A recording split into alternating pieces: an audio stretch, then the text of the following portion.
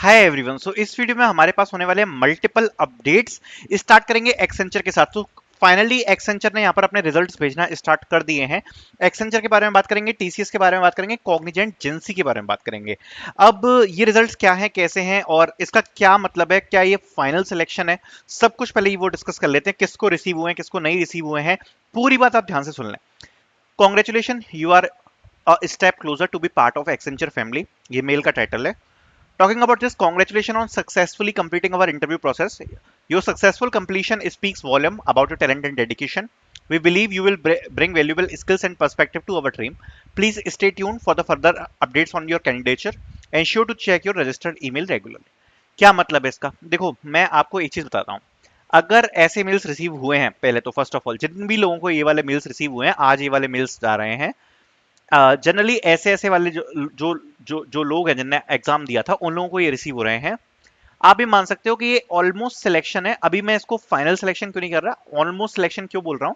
देखो, final selection Accenture में हम तब मानेंगे जब टास्क मेल आपको आ जाएगा। बट इस बार ये एक्सेंचर ने ऐसा लग रहा है कि कुछ चेंज किया है। मतलब जो इनने पहले सिलेक्शन का जो तरीका है उसमें इनने शायद ये एडिशनल एक मेल ऐड किया है, क्योंकि ये पहले नहीं भेजते थे।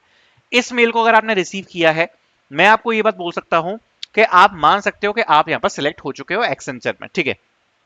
और कॉन्ग्रेचुलेशन सभी लोगों को जिनको भी ये वाला मेल रिसीव हुआ है। और ह्यूज कॉन्ग्रेचुलेशन आप सभी लोगों को, मेरे ग्रुप से भी 4-5 लोगों को रिसीव हुआ है। सो सभी को हार्टली कॉन्ग्रेचुलेशन, ठीक है।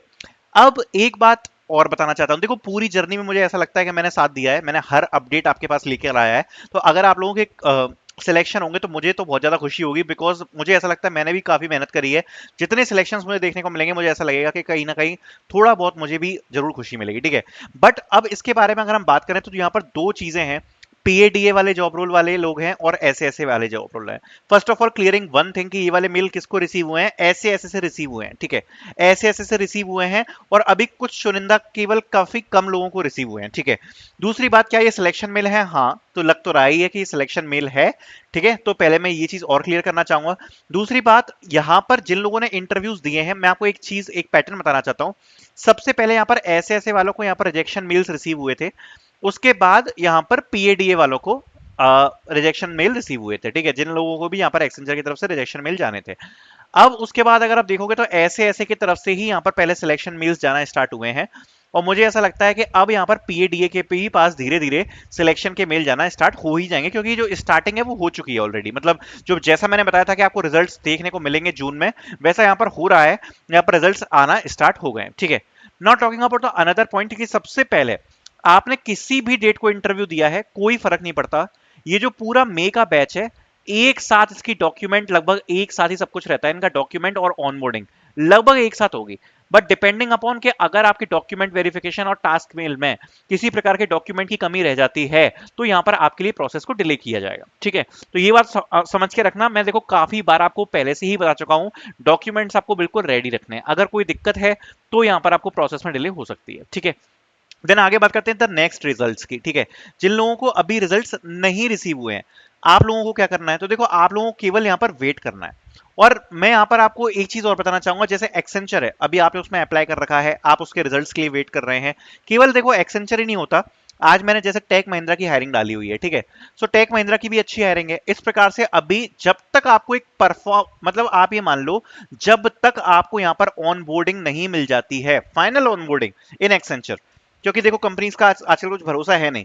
मैं आपको एक ही चीज बोलूंगा, लगातार अप्लाई करते रहना, लगातार इंटरव्यूज देते रहना, ठीक है। ये बहुत इंपॉर्टेंट है। जो भी लोग वेट कर रहे हैं, देखो कोई भरोसा नहीं है, हो सकता है कि अगर इनने फर्स्ट बैच को ऑनबोर्ड करवा दिया, उसके बाद आप लोग यहाँ पर सिलेक्शन, जैसे पिछली बार हुआ था, सिलेक्शन का वेट करते रह जाओ और यहाँ पर जो नेक्स्ट रिजल्ट है वो यहाँ पर जुलाई या सितंबर में रिलीज किया जाए। कोई भरोसा नहीं है कंपनीज का, है ना।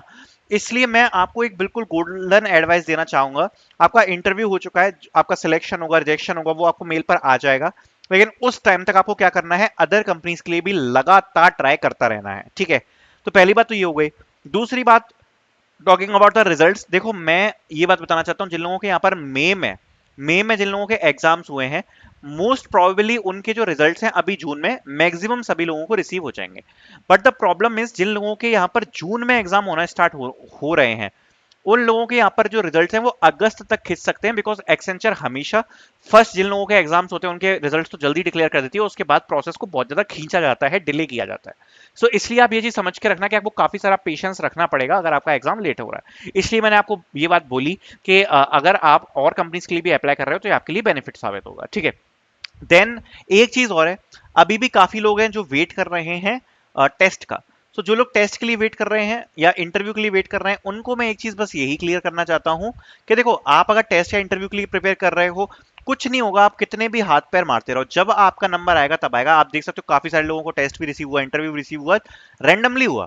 सो बस आप वेट करो। नेक्स्ट फेज जैसा मैंने बताया था कि जून सेकंड वीक है आपका, मेन मान के चलो कि जून सेकंड वीक में आपका जो नेक्स्ट फेज है वो आपका स्टार्ट हो जाएगा, ठीक है।